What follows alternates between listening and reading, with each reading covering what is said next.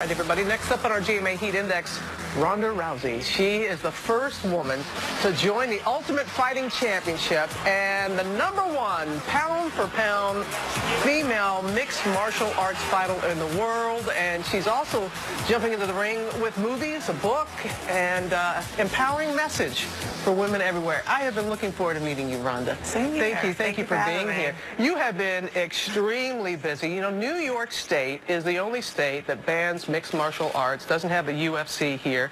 You have spoken with Governor Cuomo this week. What have you talked to him about? Well, MMA isn't actually banned. It's professional MMA that's banned. So around, I think, over 1,600 New Yorkers competed in MMA in New York just this last year, but only in amateur events. So there's no athletic commission to do any kind of medical testing for them, no drug testing. The women that competed had no pregnancy tests, and even the referees aren't educated. It's the most dangerous place in the U.S. to do MMA. And if anyone gets hurt, I mean, it'll be on the hands of the politicians that haven't taken steps to protect them.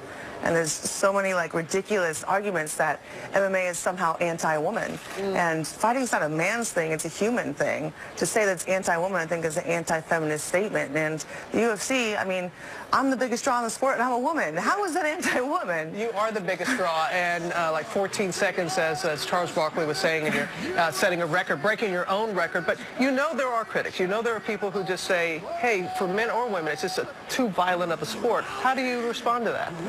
Well, they don't really understand the sport itself and see the art in it. I mean, I'm a two-time Olympian, I'm an Olympic medalist, and when I was doing judo, the exact same things that I really apply in MMA, I was celebrated as an American hero, and somehow when I do it for money and not costing me money, I'm a barbarian now. I mean, it's called martial arts for a reason. There's an art to it. It's not a brawl. It's a beautiful thing. And you have been out in front, and you have been using this platform. Just recently, you were talking about how you and the UFC, you're changing the conversation about women in pop culture. What did you mean by that? Well, MMA is a very young sport, so it's not really stuck in tradition like a lot of other ones are. And we're able to make a lot of changes that we've never seen in other sports. Just this last weekend, women were introduced walking to the octagon not as women's bantamweights. They were just bantamweights. Bantamweights? Yeah, they don't say men's bantamweight, they don't say MMA for men's MMA, so they took all the women out of it. We're just introduced as fighters, and that's it. And this is the first sport in the world ever to do that. And you're really advancing that. And you, as I said, very busy. Yeah. We just saw the trailer for Entourage.